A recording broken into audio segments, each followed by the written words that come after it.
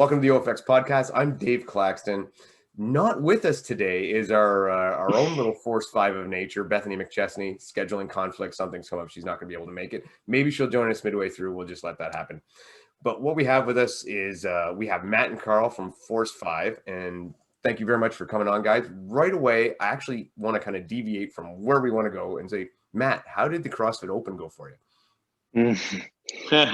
All right. I'll be honest. I'm really lucky that I was able to do it in the comfort of my garage because everyone, most of the gyms were locked down. So it went well. In terms of performance, I'm aging a little bit. I can see it in my category, but I still qualified for the next step. So this weekend, so Thursday, Friday, Saturday, Sunday, I'll be doing the age group qualifier where I'm going to get my ass kicked for real. But so it went all right, meaning I got to the next stage, but I think it's going to stop there. I mean, I saw some of those workouts. They were killer for the quarterfinals. Like I just did the body weight for the open for the first round, and that was enough, and it was deadly. And to see what you guys had to do in the quarterfinals, like the amount of single leg, like the pistol squats, I don't know how anyone got through that. Yeah, I mean, it's good tests. I don't know if it's good for your fitness, meaning you're wrecked for a while. I don't know if you guys saw it, but we had Rachel Schreiber on recently, and she just won High Rocks Invitational. She as well as advanced through I don't know if you know her from CrossFit as well, but she advanced into the next round of CrossFit. She did her CrossFit workouts the day before she had to do the High Rocks Invitational. So she was like, she could barely walk when they were doing the warm-ups. She was so much a mess. But wow, but she still did it. That's she did it and won like 10K. She's a fighter. She's a fighter. Not too bad. So why don't you guys give a brief kind of history, just so because a lot of people don't know where FORCE5 came from, how you guys got started. Just a quick history, and then we'll jump into modern day terms. Is it your turn, Carl, or I'm going? No. Okay, let's keep the same. This is the traditional order. That's right. So in 2011, we got a group of athletes, and yes, it was at that time mainly a CrossFit gym, but we had some boxers, and I mean, I was still sailing for Canada, so sailors. We had some cyclists, ex-gymnasts actually. Carl's wife was ex-gymnast. And we all got together with the idea that we wanted to push in the same direction, being like getting one athlete to qualify for whatever is important for them. And so the idea of FORCE5 back then was really that even though most of the people are scared to train with a competitor, you would want to train with a person that's going to be world champion, because that means that if you come second to them, you're second in the world, and if you beat them, you're first in the world. And so like that started like this in 2011, and then later on Carl came in because we roped him into like training because he lost a bet, and then he started to be involved with some rigs and like building grips, and I knew nothing about that actually, and then Carl kind of took on his own, like his own little path there. And then we just decided to, the value of FORCE5 worked with the value that Carl had. And so we decided to blend both, the athlete side and the side that people should have the willingness to train with the best, and with the best training, with the best training partners. And then Carl is really, really good at building, I believe, some of the best products. So it's the same idea in like his product development than we had in training. So that's why like both became a company. And now 2017, that'd be fourth year, right? Fourth year that we're actually all blend together. But I mean, so yeah, FORCE5 started in 2011. The grip started much before 2017. The 2017 FORCE5 equipment Inc. FORCE5 Inc. got started. So I can definitely attest, like you say, that Carl makes some of the best equipment going. I mean, anyone in the OCR world who's been to NORAM, OCRWC, recently, Battle of the Lions, I just saw some great FORCE5 gear out there. They had a nice FORCE5 rig setup. Did you guys even see that one?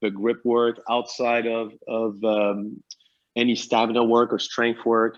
And so what we wanted to start doing is to show people a way that, not necessarily the only way, but one way that you can blend all of this together, and it's going to be a lot more time efficient, and it's also going to be a lot more realistic, right? Because I hear so many people say, I can hold a 4 minute, 4 minute a kilometer pace.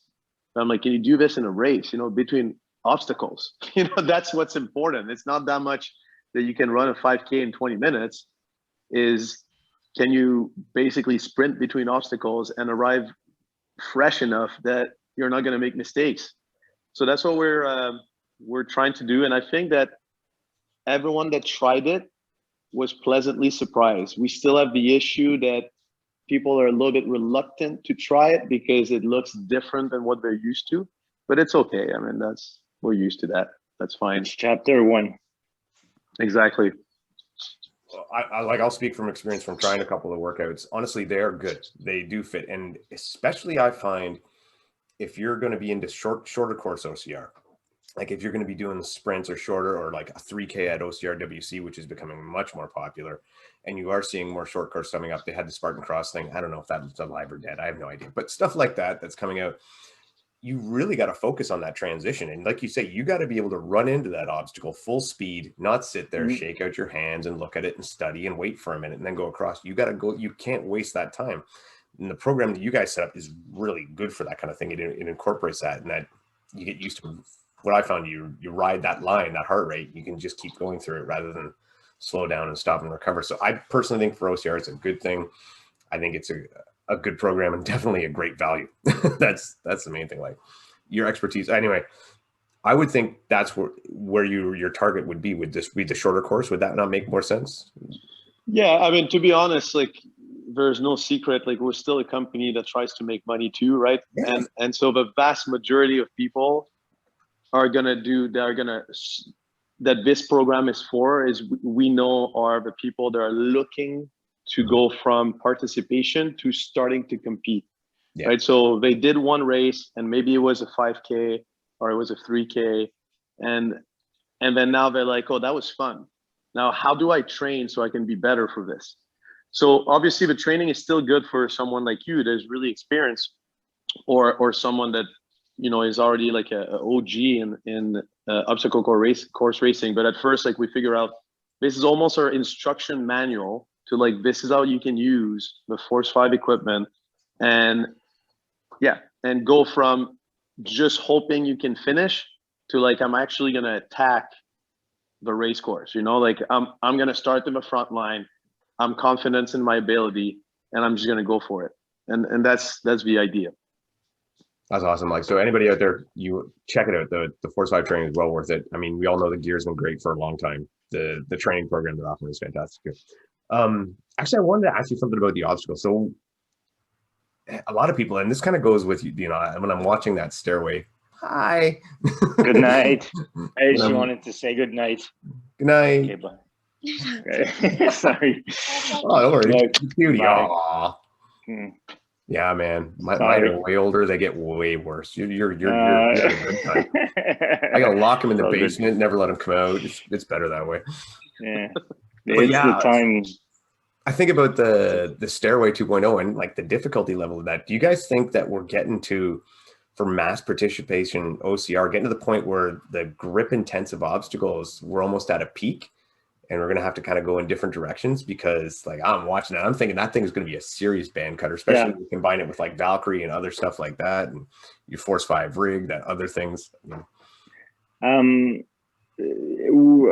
we're close to a limit right now. A limit where the Ninja fans are really happy, but we don't want to lose the good runners and the good, so even this year, and Matt knows a little bit, one of the obstacles we wanted to bring this year was completely something else, Again, it would have been a small, like a game changer, but not as much as that one where it's you do it or you can't do it. More like a thing where we would surprise a lot of people with it. But we had in mind this year, and one of the things we were discussing is changing a little bit less grip. Like I think we have enough for now. I mean, yes, we sell grips, we all that, but we wanted to bring it like a different twist to it. So I don't know if we'll be able to bring it, but the thing is right now, like everything is crazy, like triple the price. Like we had a budget. Me and Matt decided of a budget this year for Worlds, and one of the obstacles blew that budget because of the new, like the 300% augmentation on everything. Did you try to buy a piece of plywood? look how rich I am. I know. Look. You're gonna sell that for parts, man. Yeah, he could get a new car for that. So yeah, no, but yeah, that's the thing. So that changed a little bit our setup, but yes, I think the obstacles right now, I like the new Stairway to Heaven that he did, but I know we'll have complaints. I know there'll be a lineup there. I know. I mean, Adrian tends to. I say Adrian often, but he's the boss at the end of the day who decides what's in and not. He tends to bring one real big new challenge, and the rest is just like we tweak other obstacles that we have or something like that. But normally that Stairway to Heaven should be sort of one of the main new ones, talking difficulty wise. So I think is that, but again, he's the boss, so he'll decide. We propose, he says yes, he says no, and then that's what we say. If you ever need ideas, just message me. I like to sit around and get drunk and make obstacles in my head. Yeah, I like the low rigs because I like what you did with your low rigs there. Because again, you get your great holds and everything like that, but you're bringing in the whole body technique, and it's less of like just I can grip through anything, and more of an actual skill-based thing. So I'm big on those. I really like those. So the low rig, I have to say one thing though. A good part of it is It's Sydney. It's Sydney that sort of the last design we had at in London and NORAM. NORAM was relatively the same one with the ladders and the traverse that we used to use for sketch. Yeah. So that's his idea, because we had them for sketch in theory, and then we couldn't use them because of, we all know, the fingers getting stuck. So he said, let's do something with the low rig, and since he did a really good job of like the order and everything, it was pretty good. Yeah, that was great. I lost my sunglasses there. If you see them, pick them up for me. All right, so let's go to the main reason I wanted to talk to you guys. And I mean, starting this will be coming out tomorrow on Monday. So you guys got big announcement to go through, and you've already put out a couple posts for it. Let's roll out the virtual competition. What do you guys got planned? Go, Matt. So we're going for year 2 of the F5 OCR challenge. We're super excited because, I mean, I'll use the same vocabulary that Carl used. Like last year was chapter 1. We were really rushed to bring it out because, I mean, we really, everything shut down, and we're like, we got to do something. So we took 3 weeks of intense like thinking, and then we went into it. Now we had an entire year to reflect on it and to take the feedback that we receive and try to do something that is even, chapter 2, that is better. Better in a sense that now it's going to be like a 3-week competition. We brought it, we believe, a little bit closer to like a real OCR race. Like we found ways that you don't need to be an elite runner to win, and you don't need to be a ninja warrior to win either. Like it's going to be like a nice mix of both.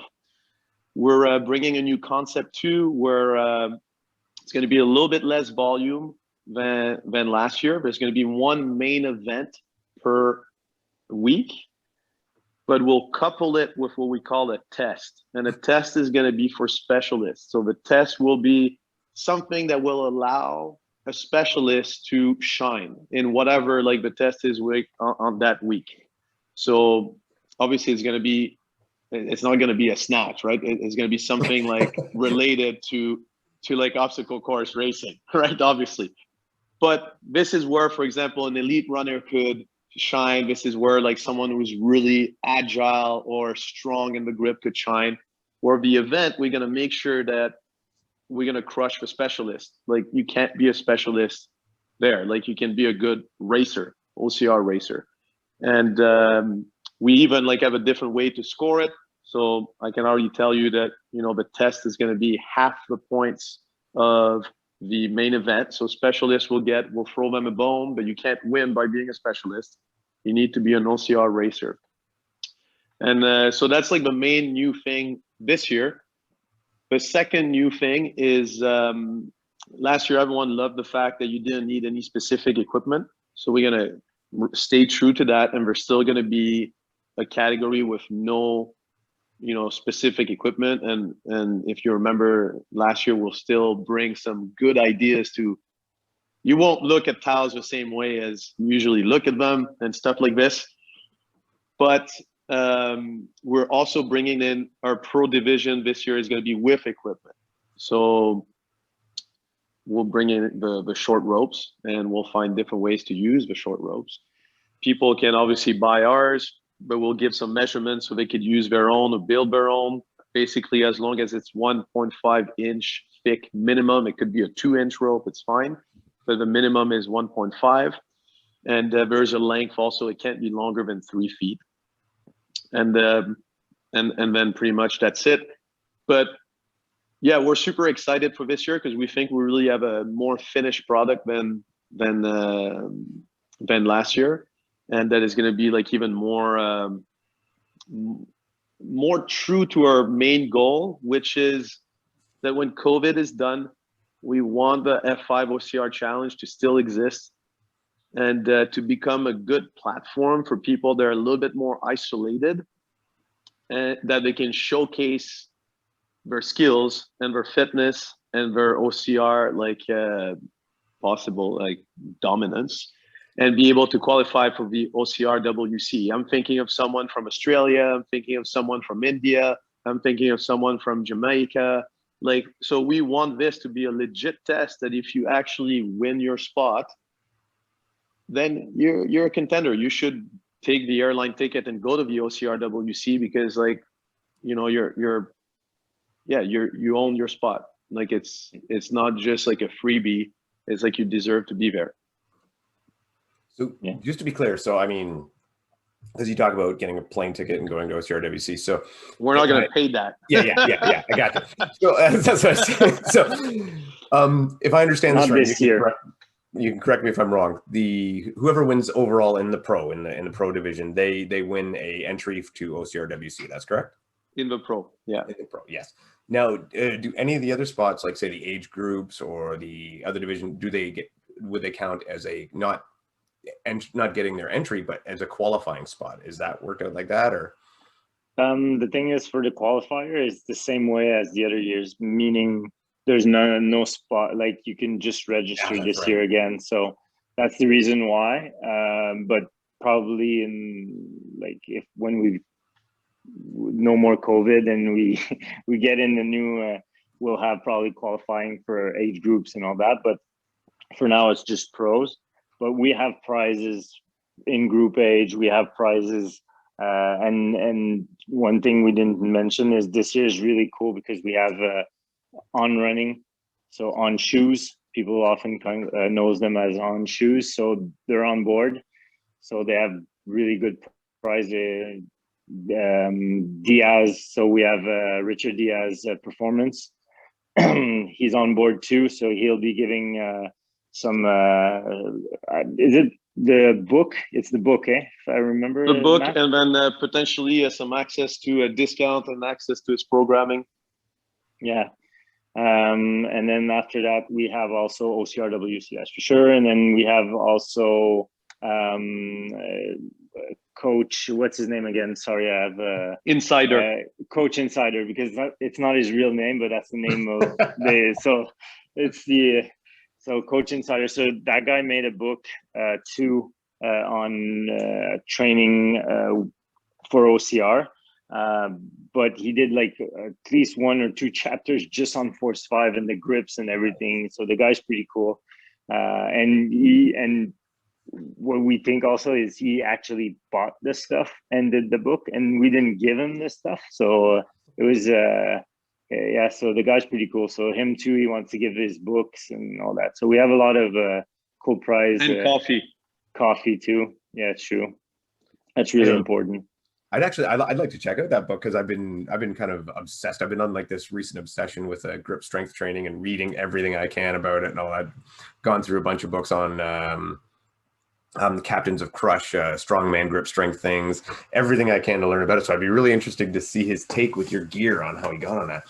But I think you guys missed the boat a little bit. You should have advertised like everybody who competes is guarantees an age group spot at OCRWC. Like just throw it out there and let them figure out that they could have had it anyway. It would have worked. I like that.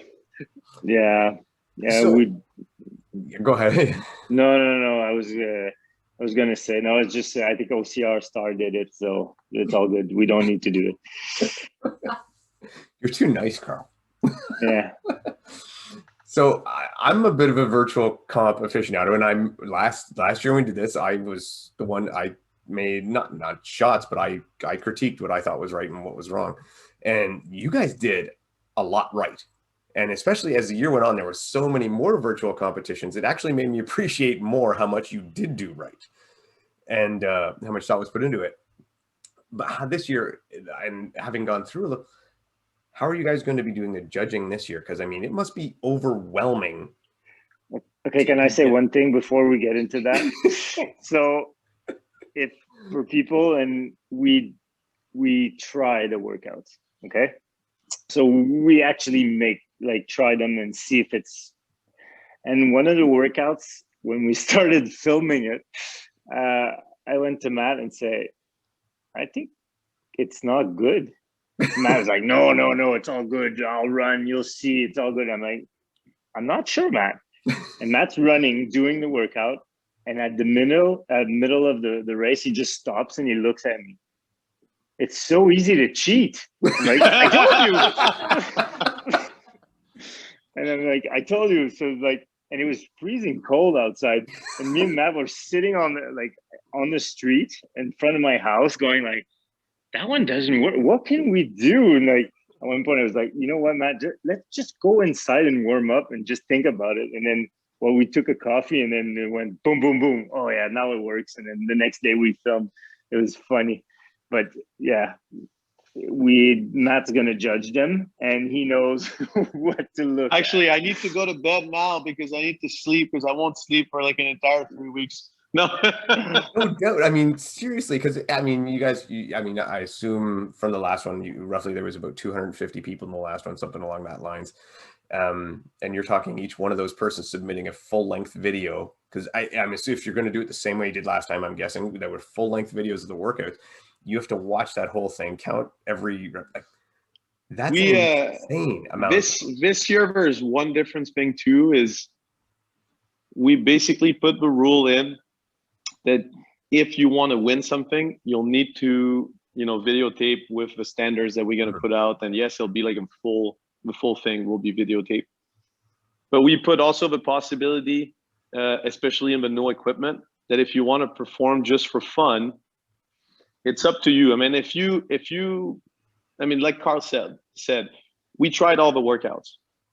I'm no world champion, but I mean, I know how long it should take, or how many whatever you should do, or relatively. I know what's humanly relatively possible. If someone doesn't submit a video and puts, double my score, I'm gonna be like, well, listen, like, we're not gonna accept that score. You're gonna need to prove. But if someone just wants to do it on his honor and knows that he won't win, and that's just for the fun of it, we're not going to enforce that you need to have a video. It's going to be for all the serious stuff. Obviously, all the pros, we're going to be like, you need to have a video, or basically you'll be scored below, the people that have a video, because it's going to mean something. But we also want to keep it true to what we said last year, is the community is a bunch of people that are fair, that want to compete because that truly brings the best out of them, and that gives them something to focus on, especially nowadays that it's hard to have a goal in any sports. And so we want to stay true to that. And that's why, yeah, we'll allow some people to compete under like the honor code type of thing, but obviously not to win, just because when it gets serious, we know that people will cut corners, and I'll be there to do like last year, send the annoying email, you have a penalty of whatever, or you need to resubmit. So you can still have people doing their 25-minute Murphs. It's just not going to count on the leaderboard. That's it. But we're not going to have Murph. No, you know, I know. There's one thing that we're really, really, really trying hard is, I mean, I'm really proficient in CrossFit, and I've been helping running the CrossFit Games for the last 10 years. I know how to do that very well, but this is not CrossFit, and I don't want it to be anywhere close to like a CrossFit competition. To me, the way I view it is, I get it. There's some movements that are similar in both, like burpees. I get it, like running, like pull-ups, you know, like, I mean, but to me, it's the same thing as using the English language to write a book. You can write a book about chemistry, biology, or a love story. And it's the same vocabulary, but it's not used the same way. And so we're really, really trying our best to stay true to use the vocabulary of OCR. And so it's, yeah, and that's important to us because we don't want this to just be like I heard, and we heard last year that, you know, some people are like, oh yeah, they're just trying to do OCR, a virtual event, because it's COVID and they need a way to make money. That's not the idea. Like, we want this to stay, and we want this to be like a fair challenge, like we said, for years to come, to be like a good benchmark people can do to prep for the season or to showcase their skill because they're from far away. And I want to say something. Actually, I'm glad you mentioned that people said, oh, they're doing something because they want to make money. Well, I'm going to bring this out there. That's a good thing. Like, we want, okay, as an OCR competitor, as someone who loves to go to races, who loves cool obstacles, who loves this community, you guys making money is a good thing, because that means I get more cool obstacles and cool races to go to. So anyone who's giving you grief over making some money, screw you. I mean, that's just stupid. I get it. But what we mean is, like, we run this company like 50-50. Like, it's 50% passion, 50% we need to make money or we won't be here next year. Yeah. And the 50% passion sometimes is 90%. I'm saying 50-50 to, like, so my accountant doesn't like kill us when he watches the. You really will be podcast. selling that plywood. Oh, all right. man. So you now, the last time you guys had a few more workouts, so you cut the workouts down this time. What made you decide to do that? There was definitely some feedback. I mean, you talked about it. Yeah. A lot of people talked about it. That basically cut their. It's almost like if they needed to stop what they're doing and only do this. And I was like, you know what? That's a big barrier of entrance, and that's unnecessarily, because that's not the idea. The idea is that there is this event that people can do that gives them, like, more motivation to do the whatever training they're doing for the rest of the week. And also, people kind of got used to redoing some events right now that it's been a year that people do virtual events. So I wanted to give them a chance to do that if they want. Like, there's some cool prizes. So if people want to win, they might do it when the workout comes out, or the event comes out, I should say. When the event comes out or the test comes out, and then they might like try again. And we wanted to give them a chance to be fresh if they try again. Yeah. I think go ahead, Carl. Personally, I think the test will be done more than once. Oh yeah, there'll be that one. I'm 100% sure. Especially test one. Yeah. So I know I did last year. I redid. I think it was I can't remember the name of it, but The 15K, the no, 12K? I did that one once. That once, and I made you guys watch the whole video. That was fantastic. Like, screw this, I'm doing it on a treadmill. They can watch the whole bloody thing while I watch The Simpsons. But I think it was the dead hang. You had to accumulate 4 minutes of dead hang, and then every time you came off, you had to do the lunges. I redid that one because the first time I did, I was like, oh, I think I dropped off at the end with 2 seconds left. And I was like, oh, I'm not doing lunges to jump back up for 2 more seconds. So I redid that one. But I thought, obviously, those who didn't participate last year, these guys had the most creative ways to do different workouts. I mean, like you said, you'll never look at a bathroom towel the same way again. Just one of the things that I really liked, and I hope you carried it over. I mean, we'll find out soon enough. There wasn't a lot of stuff in there where it's going to be like a no rep, where, you know, you didn't squat quite low enough. That's a no rep. Or, you know, your chin didn't break the plane. There was not a lot of judgment calls. And that was something one of those things where I said, I learned to appreciate that more further down the road, doing other competitions like OCR Stars and High Rocks and things like that. Great competitions, fantastic. But judging nightmares because of those things, and people, you know, would get upset by this. They weren't trying to cheat. They weren't trying to do anything underhanded. They just didn't know, you know? Yeah, that's the experience of Matt judging at the CrossFit Games and me saying, no, Matt, this is too hard to judge.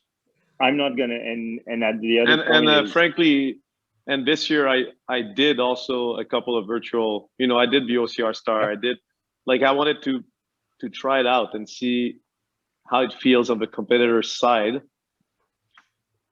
And with the fact that, once again, like, this is not CrossFit, right?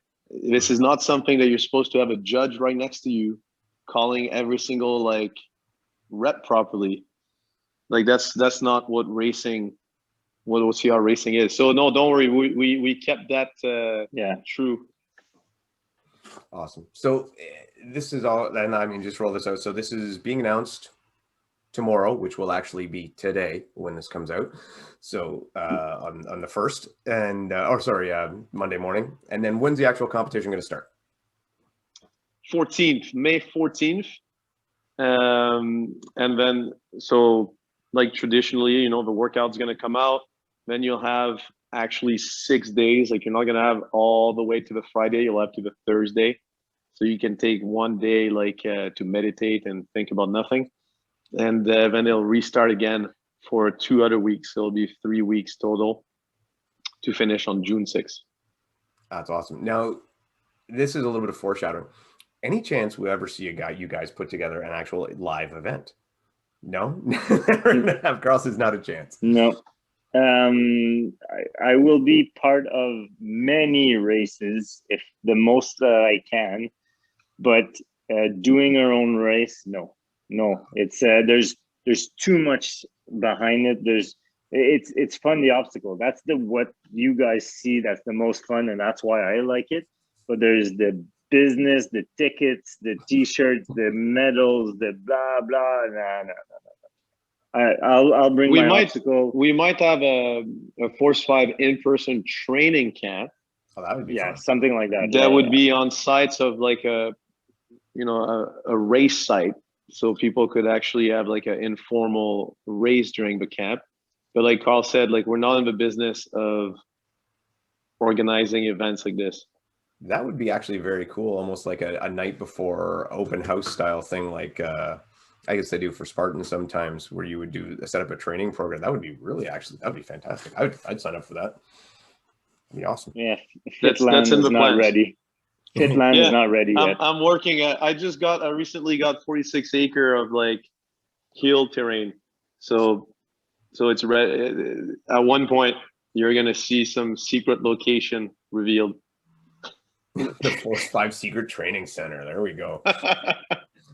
All right, guys. Honestly, that's pretty much all I got for you. I really thank you guys for coming on. I know it's late. You guys are very busy and have a lot to do.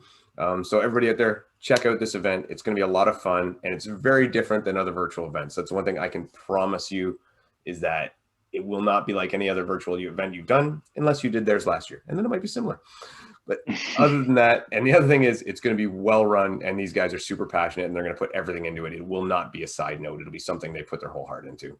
So Matt, Carl, thank you so much, guys. I really appreciate you coming on. And everybody Thank out there, take care. Thanks, Thanks, Dave. Dave.